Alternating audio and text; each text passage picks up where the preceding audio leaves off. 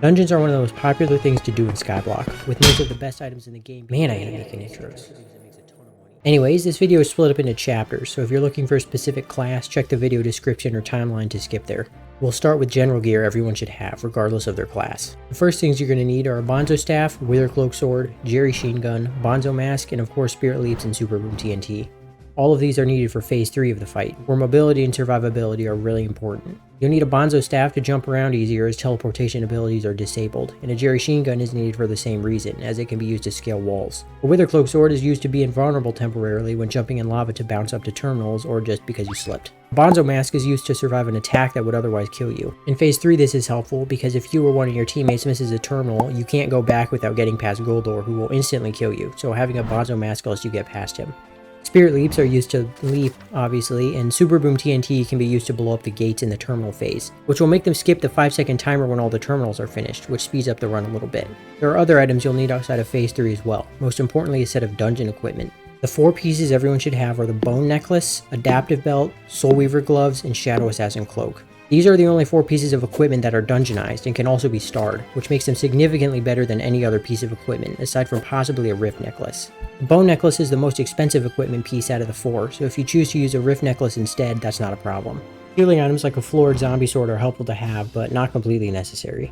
Other than that, you should be good, so let's get into class-specific stuff. We'll start with the tank class, as in my unbiased and objectively true opinion, it's the best class. I'll cover healer at the same time because they do basically the same thing as tanks. A lot of people make the mistake of assuming support classes are cheap to play, but that couldn't be further from the truth. If your support setup is less expensive than a DPS setup, that means your setup probably sucks, and you're probably just buying a set of Goldor and a crappy weapon. In reality, all good support classes should have a set for damage as well as a set of Goldor, not just the latter. You need a DPS setup to not be dead weight when clearing, as in Goldor you don't do enough damage to contribute to clearing rooms at all. Necron and ranged or melee weapon are usually cheaper than a mage setup, but if you can afford or prefer to use mage gear, that works just as well. If you want advice for DPS gear, you can use the description or timeline chapters to skip to one of them like I said before.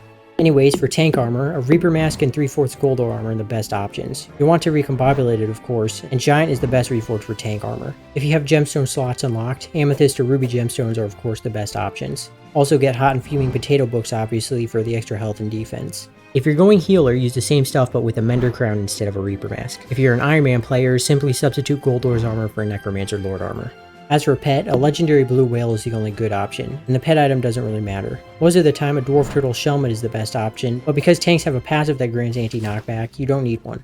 Because there aren't many good defensive pet items, you can use whatever you want, but hardened or reinforced skills are good options that don't cost much. As for healing items, a Florid Zombie Sword is great, but if you have Enderman Slayer level 5, a Gloomlock Grimoire is literally the best healing item in the game. You also want a Soul Whip or Axe of the Shredded to keep aggro of the bosses on you, as only melee hits work, and despite technically being rage attacks, both of these weapons' projectiles still count as melee hits.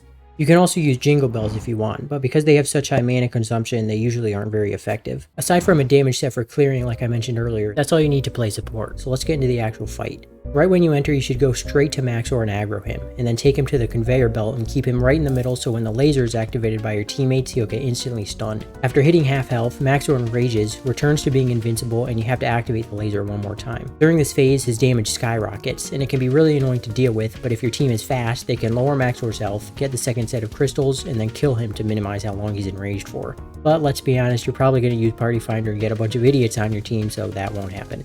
Anyways, the easiest way to deal with his enrage ability is to use Castle of Stone, which will make it super easy to tank Maxor's damage. If you're a healer, you can use your Wish ability, which will help you and your teammates. After the second set of crystals is collected, your team can finish off Maxor and enter Phase 2.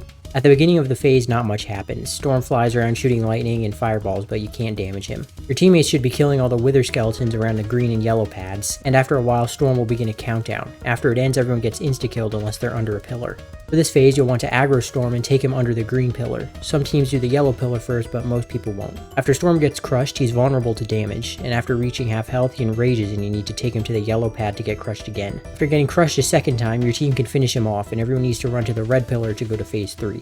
During phase 3, you need to complete the terminals, which are basic puzzles that monkeys have the ability to solve, so if you can't, I'd be concerned. Classes don't really have designated terminals to do outside of master mode, so you can do whatever you want. Most of the time, the tank does the Simon Says device in part 1, but it just depends on your party. After phase 3 ends, you have to go through this Goldor to fight Goldor in the room with the gold floor. All you have to do as the support is stand in front of him. Goldor's damage can be scary, but if you used it during Maxor, your ultimate should be back. This is the last time you'll need it during the fight, so if you have it, feel free to use it. After Goldor dies, you enter the final phase to fight Necron.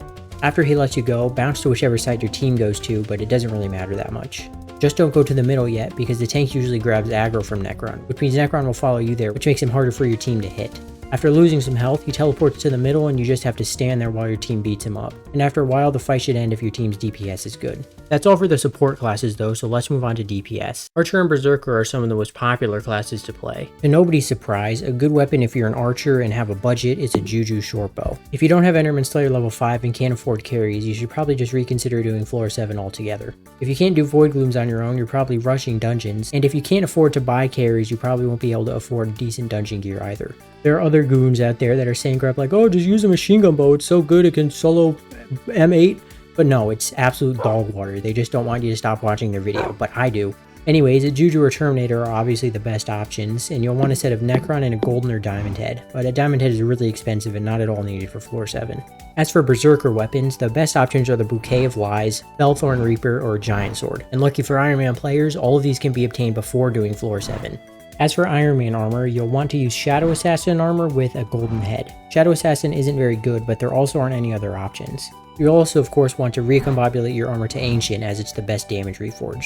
As for pets, Archer and Berserker have the most options by far. It all depends on what you need. The two best options are of course the Ender or Golden Dragon pet, but those are also the most expensive. A Wither Skeleton is a cheap and half decent option for damage, and so is the Tiger pet if you want it. If you need survivability, a Baby Yeti is a good option, but it doesn't have any damage buff, so I wouldn't recommend it unless you really need the EHP. Lastly, if you choose to use Frozen Blaze instead of Necron, use a Legendary Blaze pet. As for pet items, if you need attack speed, a Tiger Plush is a good option, but I would recommend a Dwarf Turtle Shellman, as getting thrown around during the boss fight isn't very fun. For your magical power and tuning points, set it to whatever gets you closest to an even strength and crit damage balance. If you use a term, use Fortuitous for the crit chance. Same for your tunings, but some people like to set their tunings to speed for clearing, but that's a personal preference. For speed, you could simply use Rancher Boots or Maxer Boots instead, but don't sacrifice too much damage for speed. But with all that, you should be set, so let's get into the fight. Right when you get in, go to whatever crystal your team wants you to, or if none were decided, just get one.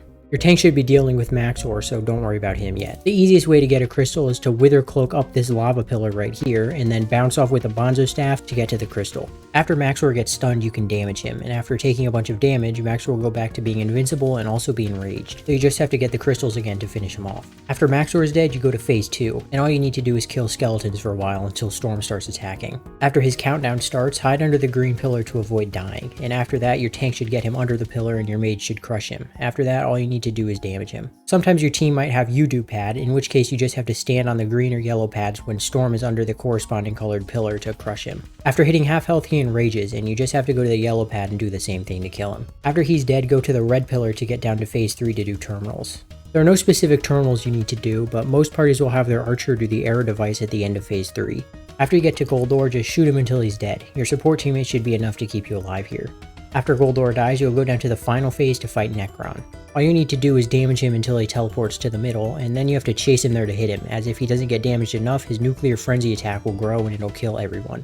If you and your team is good, Necron will go down pretty quick and the run will be over. If not, Necron might use some special attacks, but they aren't that hard to deal with. That's all for those two classes though, so let's move on to Mage. Mage is a difficult class to play because of how expensive the gear can be. Most people will expect or require that mages need a Hyperion to join their party, so it's one of the more expensive classes, and of course Iron Man players can't even get a Hyperion without doing floor 7 in the first place. You don't really need a Hyperion though. A Spirit Scepter, Yeti Sword, or maybe Midas Staff are cheaper and still decent weapons.